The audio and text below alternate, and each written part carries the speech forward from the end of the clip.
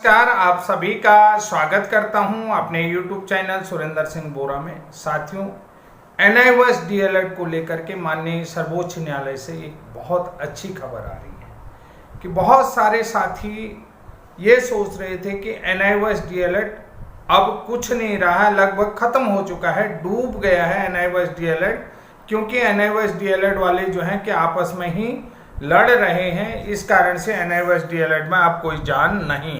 साथियों, जैसा कि आप लोगों ने देखा, बहुत सारे लोग सोच रहे थे कि रिव्यू को लेकर के जो सुप्रीम कोर्ट में केस हैं उसको लेकर के क्यों नहीं बता रहे हैं, ट्रांसफर पिटीशन को लेकर के क्या बड़ी सुनवाई क्यों नहीं हो रही है।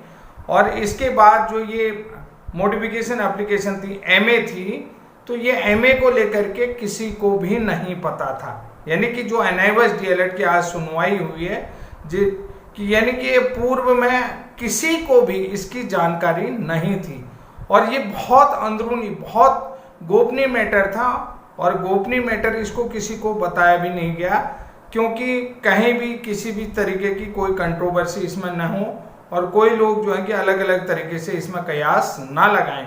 तो ये जो है कि बहुत बढ़िया आज की सुनवाई हुई। ये 5 राज्यों की रिट पिटीशन थी, 5 राज्यों की तरफ से ये MA रिट पिटीशन लगाई गई थी, मॉडिफिकेशन एप्लीकेशन लगाई गई थी, MA लगाई गई थी।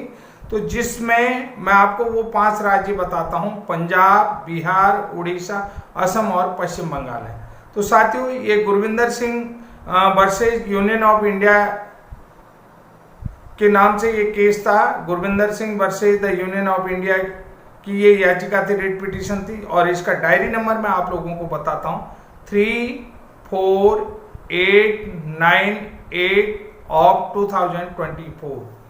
जस्टिस BR गवई और जस्टिस KV विश्वनाथन की बेंच में आइटम नंबर 13 यानी कि 13वें नंबर का केस था। तो जस्टिस गवई और जस्टिस विश्वनाथन की बेंच में ये केस लगा हुआ था। और आपको मैं ये बता देता हूं कि 28 नवंबर 2023 को जो NIOS DLED है उसे जस्टिस गवई ने ही जो है कि अमान्य घोषित किया था। यानी कि जस्टिस गवई के डिसीजन से NIOS DLED को जो है कि प्राथमिक शिक्षक भर्ती से बाहर कर दिया था, कि उन्होंने ये कह दिया था कि ये वन टाइम सेटलमेंट प्रोग्राम था। लेकिन आज जस्टिस गवई का रूप दूसरा ही था। उन्होंने यानी कि स्पष्ट ये चीज कहा गया था कि मैंने इन सर्विस टीचर्स के लिए, ये जो मेरा फैसला था ये इन सर्विस टीचर्स के लिए नहीं था, लेकिन उन्होंने आज जो है कि दूसरे ही तरीके से इस केस का रूप कर दिया था। बहुत सारे लोगों को इसके अंदरूनी जानकारी भी हो गई होगी। तो साथियों, सबसे पहले जो आज की जो केस की समरी है वो आप लोग सभी लोगों को मालूम है।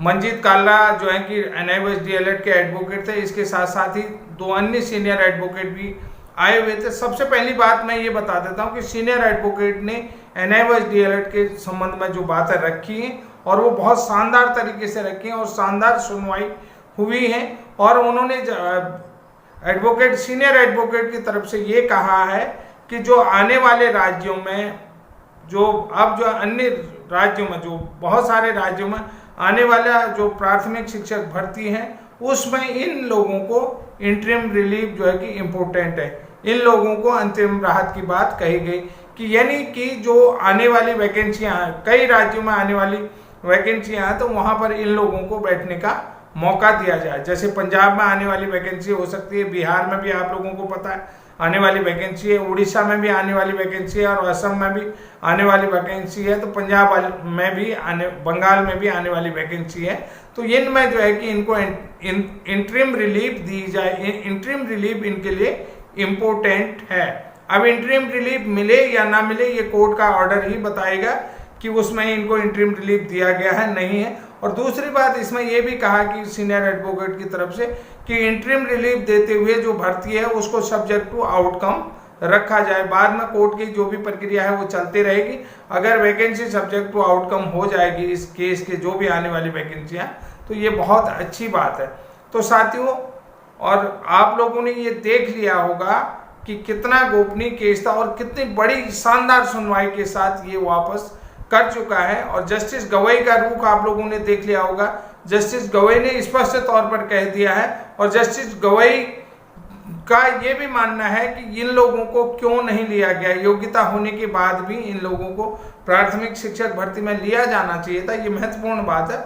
और अब कोर्ट की तरफ से, यानी कि मैं आपको ये बता देता हूं कि कोर्ट की तरफ से इनको ऑर्डर जो है कि इशू हो चुके हैं, कि ऑर्डर इशू हो चुके हैं,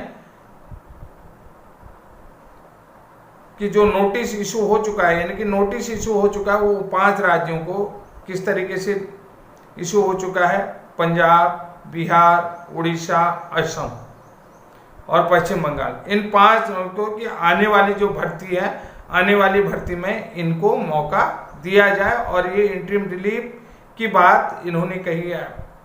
जो भी आने वाली इन राज्यों में भर्तियां हैं, तो इन 5 राज्यों को कोर्ट की तरफ से नोटिस इशू हो चुका है इंटरिम रिलीफ के संबंध में। अगर इनको इंटरिम रिलीफ दिया जाता है तो ये बहुत अच्छी बात है। राज्यों से ये चीजें जानने की जो है कि जानने का आदेश दे दिया गया। तो साथियों, सबसे बड़ी बात मैं आप लोगों को बता देता हूं कि आज की सुनवाई बहुत शानदार थी, बहुत गोपनीय मैटर था और पूर्व में इस केस की किसी को भी जानकारी नहीं थी। और ये Gurvinder Singh versus union of India की जो ये केस लगा हुआ था, ये एमए था। और ये जस्टिस आपको बता देता हूं BR गवई और जस्टिस KV विश्वनाथन की कोर्ट में आइटम नंबर 13 में ये लगा हुआ था। सबसे बड़ी बात है, पंजाब, बिहार, उड़ीसा, असम, पश्चिम बंगाल, इन राज्यों को, इन 5 राज्यों को नोटिस इशू हो चुका है कि आने वाली जो भी भर्ती है तो उनमें इन लोगों को मौका दिया जाए और इनको इंटरिम रिलीफ दिया जाए।